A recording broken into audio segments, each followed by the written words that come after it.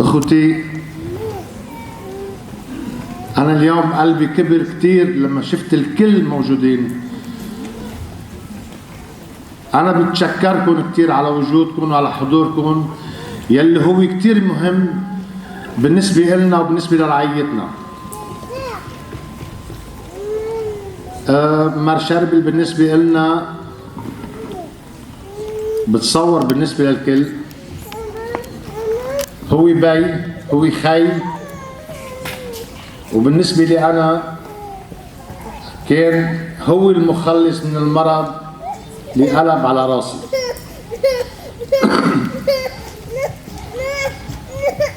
بأبريل 2018 حسيت بوجود حبة تحت باطي، اضطرينا ان نشيلها، وكانت الحبة للأسف سرطانية. ساعتها الدنيا كلها بتنهار تحت اجرينا. اخذونا لعند الحكيم السرطان، كونسيرولوج، بتقلي رح اقولها بالفرنساوي لحتى الكل يفهموا: Monsieur Charbel, j'ai pas de bonnes nouvelles pour vous. D'ici maximum 6 mois, vous avez à peine encore pour 6 mois à vivre parce que vous avez le cancer généralisé dans tout le corps. Et là, tout s'effondre.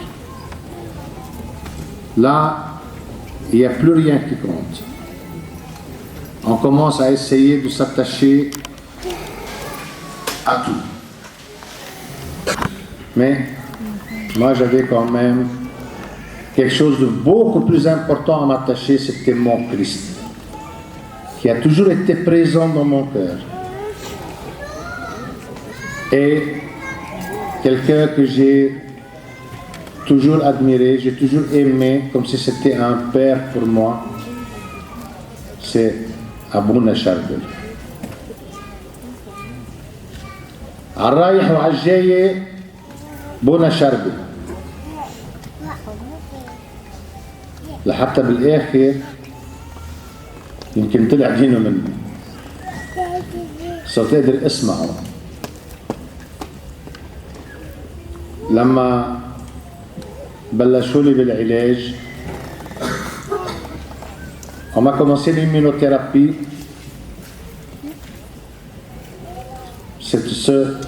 Ce traitement, il est toujours en phase expérimentale, si on peut dire. La tumeur, elle a commencé à grossir très fort, parce qu'il y a eu un métastase sur le poumon droit. Et là, elle a bouché, elle a empêché l'œsophage d'accepter la nourriture. Je pouvais à peine boire de l'eau en toute petite quantité. Et là, la santé commence à se dégrader très vite. Au bout de 2 mois, j'ai perdu 37 kilos. Jusqu'au jour que mon épouse décide de me prendre à Saint-Rita à Bouge. Et là, par la force de l'âme, nous avons pu rester une demi-heure pour prier. Et en sortant, j'ai senti que j'avais vraiment faim. Et là, on s'est arrêté, on a pris quelque chose. J'ai mangé ce que mon épouse m'a acheté et j'ai bu tout le jus d'orange sans avoir à rendre quoi que ce soit. En rentrant à la maison, j'ai récupéré, je me suis fait 3 tartines. Et là, j'ai commencé à reprendre de l'espoir. De l'espoir qui dit que Dieu, ses paroles n'ont jamais changé. Quand il nous a dit, quand vous traversez la vallée des larmes, vous allez avoir des problèmes, vous allez avoir tout ce qui peut être mauvais. Mais sachez-le que je serai toujours à vos côtés. Et c'est cette parole-là qui me revenait toujours. Et en me disant dans ma tête, la terre peut changer, mais les paroles du Christ ne peuvent pas changer. Et j'ai eu confiance. J'ai continué. Jusqu'au jour, après quelques mois de traitement, là, c'est une autre catastrophe qui s'annonce. Le cœur s'est rempli d'eau. Le poumon sain également. Je ne savais plus respirer. Nous avons été à l'hôpital d'urgence. Et là, il y avait encore 2 heures à vivre. J'ai refusé de monter aux soins intensifs à l'hôpital parce que je voulais en finir. Le désespoir, le découragement était très important. Et la volonté du Seigneur en a voulu autrement. Je suis monté quand même aux soins intensifs et là la souffrance a commencé pendant 7 jours de crucifixion.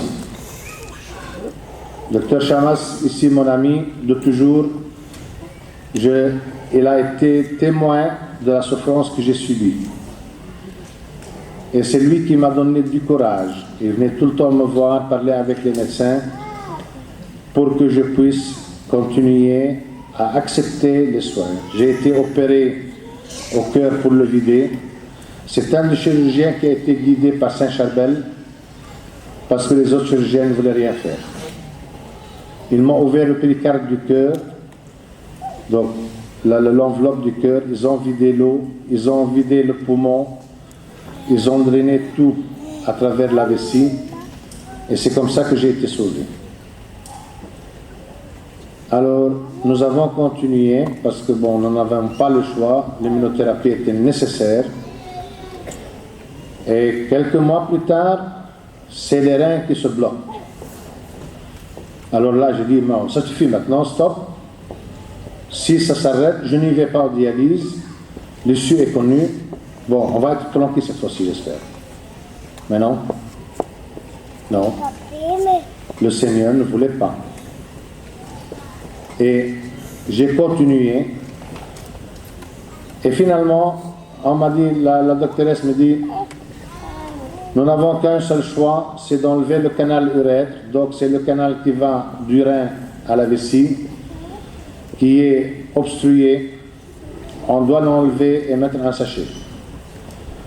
Là, je lui avais dit, revenez dans un quart d'heure, s'il vous plaît. C'était le temps de demander à Saint-Charbel ce que je devais faire. Il m'a dit, prends tes affaires, retourne chez toi. Et c'est ce que j'ai fait. La doctoresse n'a rien compris, personne n'a pas compris grand-chose, et les reins ont refonctionné normalement, comme si rien n'était. Mais là, il fallait maintenant choisir entre les reins ou les poumons. Donc, autrement dit, je dois choisir entre ma jambe droite ou ma jambe gauche. Et là, j'ai choisi de ne rien faire. Plus d'immunothérapie, plus aucun soin anti-cancer depuis le 2 janvier 2019. Saint-Charbel a toujours été présent. Une petite anecdote, quand on m'a opéré au cœur, ils m'ont bougé tous les drains et tout le monde a dit, ben voilà, le cœur est vide, la pompe ne tire plus rien, on peut le laisser sortir du soin intensif, on va le mettre dans une chambre à part. Et là, j'ai commencé vraiment à entendre Saint-Charbel. Il se révèle à mon esprit. Et je lui avais posé la question, est-ce que je peux dormir sur mon côté gauche? Parce que pendant une semaine, je devais dormir sur mon dos, et ça, je ne supporte pas beaucoup. Il m'a dit, oui, tu peux dormir, je veille. À 3 heures du matin, il me réveille. Il m'a dit, Gabi, tourne-toi, soulage ton cœur. Et c'est ce que j'ai fait. Mais du moment que j'ai tourné, il y a un liquide vert d'infection qui est sorti à travers la cicatrice. Il y avait de quoi avoir la panique. Et c'était Saint-Charbel qui avait vidé le reste du pus qui était dans le cœur. Je vais essayer de ne pas être trop long parce que je pense que vous nous avez honoré de votre présence, mais il ne faut pas en abuser non plus. Mon mot final, je veux dire, mon seul conseil à ceux qui un jour il est frappé par une maladie de ce style-là, ne s'accrochez qu'au bois du Christ, le seul qui peut un jour nous sauver. Croyez-moi bien, j'en ai fait les frais et là, je peux vous assurer que c'est une vérité. Maintenant, j'ai ma foi beaucoup plus importante qu'avant et je me sens vraiment dans le cœur de Dieu et pour toujours. Merci de m'avoir écouté.